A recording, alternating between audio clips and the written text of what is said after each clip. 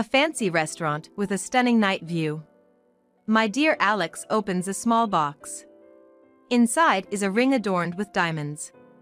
I gasp, and he smiles gently at me. Will you marry me? Yes. I can't help but tear up at the dream proposal. The ring he slips on my finger sparkles as it catches the light. It's a bit too elaborate and not exactly my style, but I'm so touched he chose it for me that I can't stop admiring it. I'd love to take that ring from 6 months ago me and hurl it with all my might. Don't be deceived. It wasn't Alex who chose that ring. It was his mother, who loves him more than anyone. I am Sophia. I'm a nurse in the obstetrics and gynecology department of a major hospital. I have to admit that the work is hard, but the moment a baby lets out a baby's first cry is a feeling I wouldn't trade for anything. The relationships at work are great, and I enjoy my days there. Before I knew it, I was in my late 20s. I started to feel the pressure to get married. That's when I met Alex, 5 years my senior, at a party a friend threw. Being with him, always smiling and gentle, helped ease the stress of my job. He worked in government, which was perfect for me, wanting to continue working after having kids.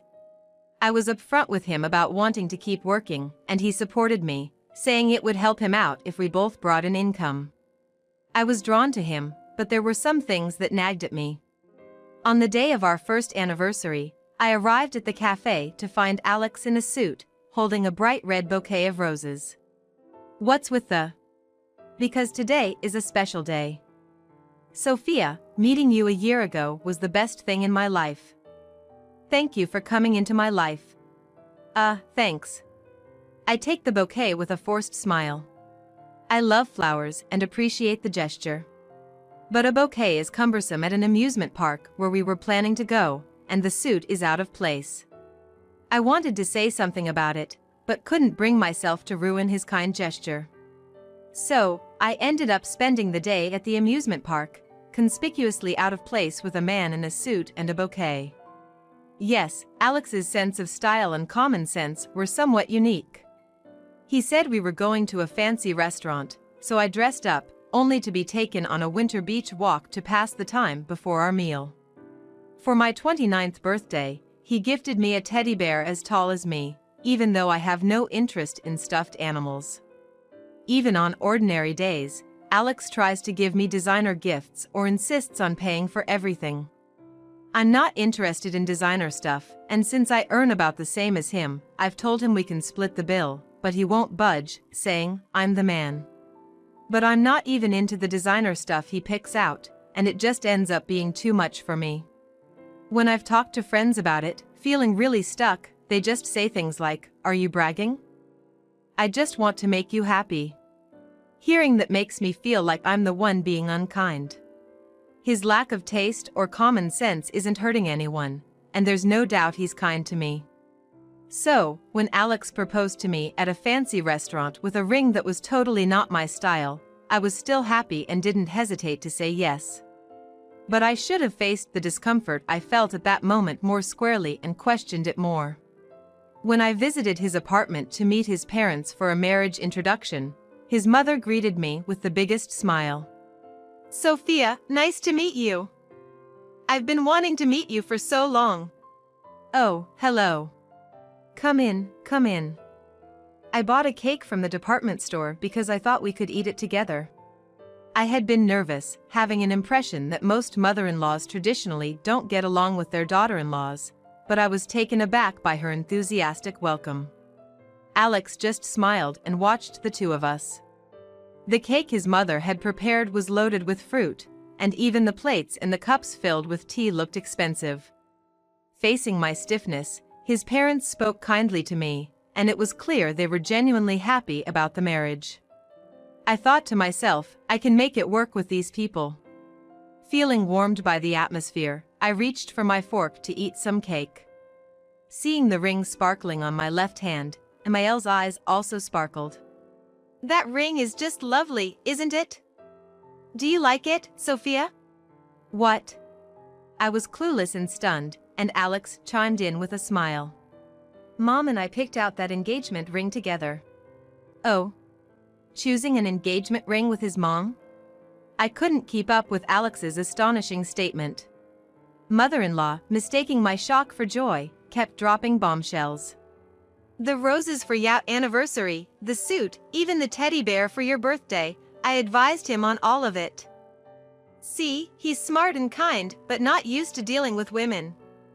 So, I told him everything that would make a girl happy. She rattled on as if recounting heroic deeds. Listening to her, it seemed like she knew all about every date we had, like it was all an open book. Stunned, I looked at Alex, who was nodding along to his mother's stories as if reminiscing. Accepting this as normal, I almost wondered, is it common for a boyfriend's mom to meddle this much? But then I saw father-in-law, looking utterly baffled next to mother-in-law, and snapped back to reality. Catching my eye, father-in-law grimaced and scolded mother-in-law. Mom, that's going a bit too far. I'd understand if Alex was in middle school, but he's 35. Oh, Dad. A child is always a child to their parents. A mother needs to guide them. No, no. Sophia, you don't like it either, right? Having your boyfriend's mom interfere with everything? No way, right, Sophia? If I hadn't advised him, Alex wouldn't have been able to plan those wonderful dates or even propose. Right? Sophia. You think so, don't you? I wasn't strong enough to push away her when we first met, her eyes gleaming with too much enthusiasm. Oh, well. All I could do was force a smile, my lips twitching awkwardly. Everything I thought Alex had carefully considered for me turned out to be orchestrated by his mother. That realization made my enthusiasm plummet. I started to wonder if marrying this man was really the right decision. My heart was filled with unease, but having already agreed to the marriage, it was hard to back out now. I tried to tell him to stop consulting his mother about our relationship, but he seemed completely unable to understand. Instead, he accused me, "Mom is just trying to make you happy, Sophia." That's pretty cold of you. Of course, work had to get insanely busy right when I wanted to push the wedding planning off a bit. But Alex and his mother kept moving forward with plans for a wonderful ceremony, ignoring my pleas. Even when I desperately told them I had my own wishes, he wouldn't listen, saying, "Mom said girls love surprises." Reluctantly, I tried to get her to listen to my preferences, but she dismissed them, saying, "It's best to leave these things to the marrying family. Don't worry, we'll make it a beautiful ceremony." It felt like I was talking to an alien. Then, the day before the wedding, Alex and his mother showed up at my workplace and practically dragged me to City Hall to file the marriage certificate. I was nearly forced into becoming part of that family. And then came the nightmare of the wedding day. The family introductions and the ceremony went smoothly, and we moved on to the reception. The gifts and special touches Alex and his mother had thought up were a bit outdated or too lavish, but I could deal with it. Just as I was starting to relax and left the hall for my dress change, the MC announced something unbelievable. Now, following the bride, the groom and his mother will also leave for a quick change. What? I did a double take, something I'd never heard at any wedding I'd been to. There was my mother-in-law, happily holding my husband's hand, walking out of the hall. Noticing my stare, she winked at me before disappearing into the dressing room. I was hurried into changing into my evening gown, expecting to re-enter with just my husband. But no, it was the three of us. Instead of the bride, it was his mother who was arm in arm with the groom. And instead of her black formal dress, she was wearing an evening gown the same color as mine. In front of the stunned guests, she proudly showed off her dress. I was helping Sophia choose her dress and just couldn't resist trying one on myself. Then, my son said, "Why don't you wear one too?" Oh, I'm so blessed to have such a thoughtful son and daughter-in-law. My husband patted her back, looking pleased with himself. As the atmosphere turned bizarre and all eyes turned to me in silence. No, no, no, no. Ignoring my disheveled hair, I shook my head frantically. The reception went downhill from there, with a karaoke session led by her and a never-ending series of letters from the groom. Father-in-law looked as surprised as everyone else by the plans of his wife and son, helpless to stop any of it. After the reception, guests gave me sympathetic looks as they took their party favors. My parents told me I could always come home if needed, their faces solemn as they left. Father-in-law, looking exhausted, escorted the groom's relatives who had traveled from afar. Oblivious to everyone's reactions, Alex and his mother were still in high spirits after the ceremony. It was a lovely ceremony, wasn't it? All our planning paid off, Alex. Thanks to Mom, it's a wedding nobody will ever forget. Yeah, a wedding where the mother-in-law changes outfits is definitely unforgettable. Next week, Alex and Sophia are off to Europe for their honeymoon, right? How wonderful. I've always wanted to see the Arc de Triomphe in Paris once in my life. Mother-in-law daydreamed about the beauty of Paris. Yeah, Paris is a dream. As I thought this, detached like it was someone else's life, Alex casually suggested the unthinkable. Really? Then, why doesn't Mom come with us? What? What is this man talking about? I glare at him, thinking, that's not how it's supposed to go. But my look doesn't seem to register with my flower-headed husband and his mother. Really? But I wouldn't want to intrude on your honeymoon. She glanced at me hesitantly. Of course, you should come, Mom. You're important family.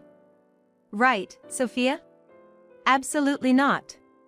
The idea of husband's mom tagging along on our honeymoon is just unthinkable. Absolutely unthinkable. I tried to contain my desire to scream right then and there, attempting to stop this with a reasonable objection. But we booked everything as twins, adding another room for your mom now might be difficult. Oh, is that so? But I really want to go. Can't we make it work? She persisted, looking disappointed yet hopeful. Then, Alex said something even more ridiculous. Sophia, can't you just let Mom have this one? What? He should know I've always wanted to go to Europe, with all the travel books lined up on our shelf. He's willing to trample over his wife's dreams just to make his mother happy? No way. This is an important honeymoon. Right, Sophia? You owe it to Mom, don't you? The wedding was wonderful thanks to her. I want to use this chance to show my gratitude. Alex. The two of them exchanged dreamy looks. Their attempt to be considerate felt more like making me the odd one out, and something inside me snapped. Ah, forget it. This man never really cared for me for my sake. It was all done under his mother's instructions. He might be the best son, but the thought of building a home with such a man makes my skin crawl. Go ahead, have the honeymoon and your precious son. If being a part of this family means getting divorced right after getting married, so be it. Please, go ahead, the two of you.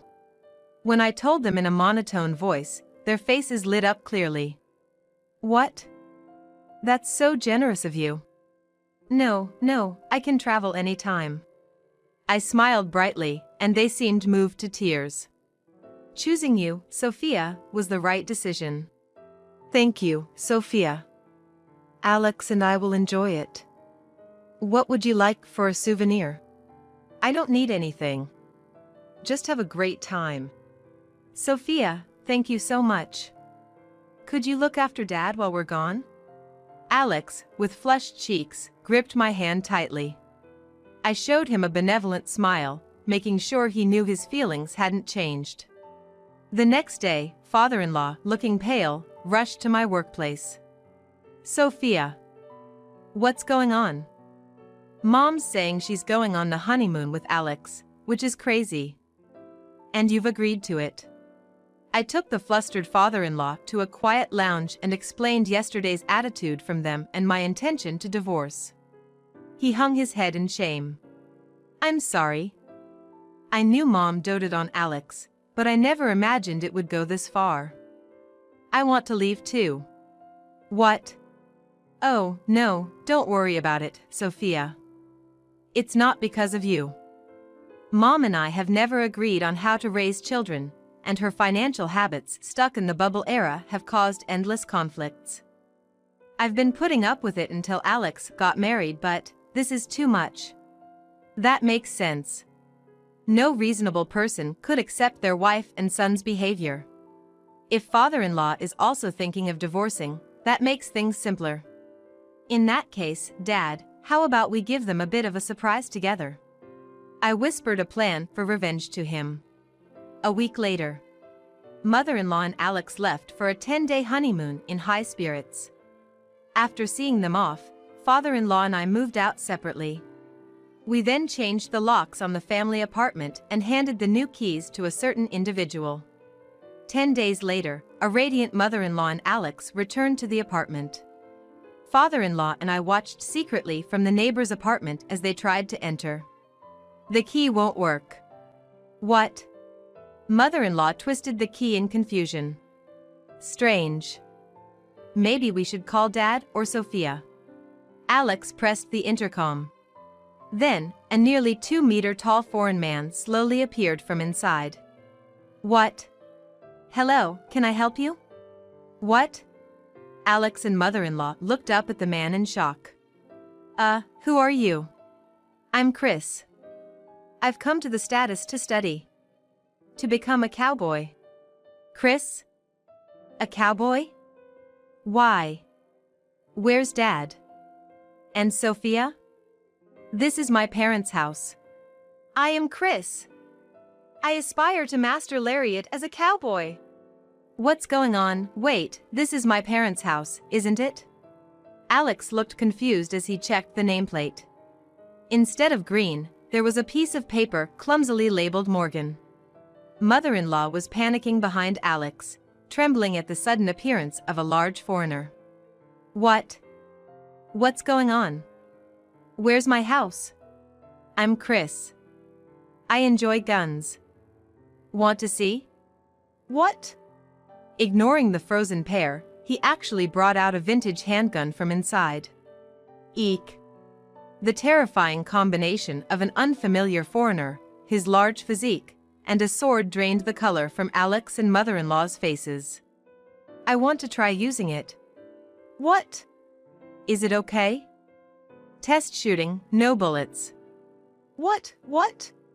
It's okay, just a little. No! As Chris aimed the handgun toward Alex, he screamed and ran away at full speed. He didn't even look back at his mother, paralyzed with fear. Alex, wait, my back. Granny, are you okay? Oh no! Just spare my life, please! Mother-in-law, crying and dripping with snot, crawled away in terror. After ensuring the two were gone, Fael, the neighbor's wife, and I emerged, trying to hold back our laughter. Oh, Sophia! Good job! Holding a handgun-like prop, Chris began speaking fluently in English. Thank you, Chris, for going along with this charade. Not at all, glad I could help. Chris smiled, showing his pearly whites. He was my junior from high school's track team. He's been in here since he was a child, so his English is fluent. Recently, I heard he got married to a local woman and was looking for a place, so I suggested to, who had decided to divorce mother-in-law. That was a plan to sell the apartment where mother-in-law and Alex lived to Chris, moving them out without their knowledge. This way, father-in-law wouldn't have to worry about his new address being known to them. Of course, I've already canceled the lease on the apartment I was supposed to live in with Alex and moved elsewhere. Alex and mother-in-law's belongings are in a storage unit. Real estate transactions aren't simple, so the apartment's title is still under father-in-law's name.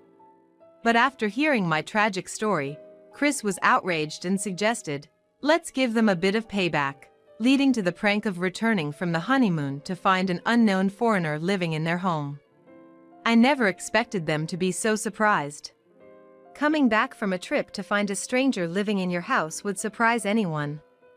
But are you sure it's okay to sell us such a wonderful apartment? Father-in-law nodded gently. Yes. I don't need it anymore.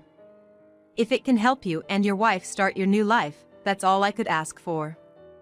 Just, my wife and son might cause you trouble again. Leave that to me. Okay. Thanks to him, I felt refreshed for the first time in a while. Afterward, Alex and his mother were in a massive panic. My father-in-law and I ignored the flood of calls to our phones for a whole day. The next day, we met up at a family restaurant, the four of us. Alex and his mother looked haggard, probably from panicking all night. When I said I wanted a divorce, Alex's mouth fell open, and his mother screamed in disbelief. You're crazy. After all we've done for you. What's not to like? You won't find a better mother-in-law than me. Yeah. We've done everything for you, Sophia. The roses, the ring, the fancy restaurants, the wedding, we've arranged it all. I calmly countered their accusations. All of that was your imposition, and I've told you many times I didn't want it. I wanted something Alex thoughtfully picked out for me, even if it was cheap or unfashionable. I wanted you to listen to what I wanted. Such selfishness. If you call that selfishness, then I can't live with you. You. Father-in-law sighed in disappointment at his wife. I also want to end my marriage with her. Dad. Your reckless spending and pushy attitude have reached my limit. I've endured it for Alex's sake, but it was a mistake. Turning Alex into such a monster, I truly owe Sophia an apology. Father. Alex looked tearful at his father's rejection. Sophia, what did I do wrong? I just wanted to make you happy because I love you. You can't say that when you chose to bring your mother on our honeymoon instead of your wife. You only care about yourself and Mom. Maybe you don't even care about your mother that much. After all, you ran away and left her behind yesterday. No! At my words, Alex broke into a sweat. His mother looked up at him in shock. Alex. It's not what it seemed, Mom. I was just scared yesterday. People show their true nature in such moments.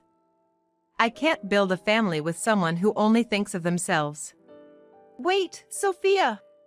I won't ask for alimony, but you'll have to pay for the honeymoon and the wedding expenses. It was all for you, after all.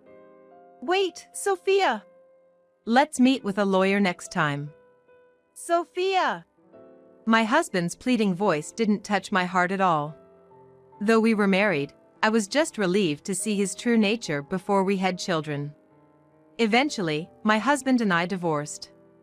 It took some time due to his dawdling, but with the help of a lawyer and my father-in-law, we managed to file the divorce papers successfully. The sympathy from my husband's colleagues and boss, who had witnessed his clinginess to his mother at our wedding, was effective. They persuaded him to let me go. The payment for the honeymoon and wedding expenses was contentious, but father-in-law helped by applying the money from selling the family home as a pre-inheritance gift. It took over half a year for the divorce between my mother-in-law and father-in-law to be finalized. Having been a housewife during the marriage and living off father-in-law's wealth, mother-in-law clung desperately to him. However, as the legal battle dragged on and the expenses mounted, eating into their assets, mother-in-law reluctantly agreed to sign the divorce papers, splitting the assets in half. Afterward, my ex-husband started living with his mother and remarried a young woman his mother approved of. She was someone with a similar penchant for spending. My ex-husband, being a civil servant, had a stable salary but was not a high earner. With both women spending more than double my ex-husband's monthly income, their household finances quickly spiraled into chaos. Rumors of being a mommy's boy worsened his situation at work, and unable to cope with the harsh reality, he had a breakdown and resigned. Their debts kept growing, and eventually, my former mother-in-law resorted to borrowing money from unsafe places. Despite their dire situation, I doubted they'd seek help or change their ways, given their stubbornness. Meanwhile, I threw myself into my work and even obtained my midwifery certification. I recently delivered the baby of Chris and his wife. I was laughing as he declared, I'll raise this child to be a great pirate king." Recalling my new boyfriend's gift of earrings, I asked him, "Did you pick these out yourself?" And he was puzzled.